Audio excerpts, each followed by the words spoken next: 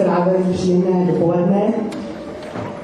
Pokud se vám představení líbilo, tak budete se chtít přihlásit na další školní rok, tak zápisy budou probíhat přes internet.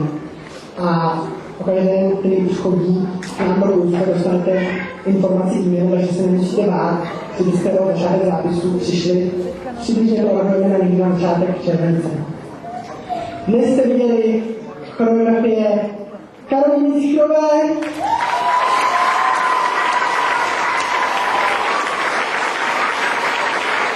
Míši Tyherové,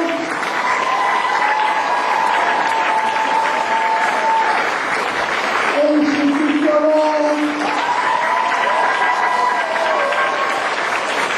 a celé představení pro vás připravila naše umělecká vedoucí spolučástí naše svědní Majka Vysoká Veselá.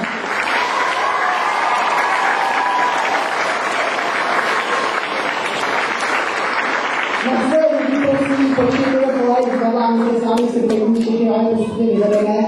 Těšíme se na vás se příští rok na vánočním představení a užijte si krásné léto. Nashledanou a pořádný pohled!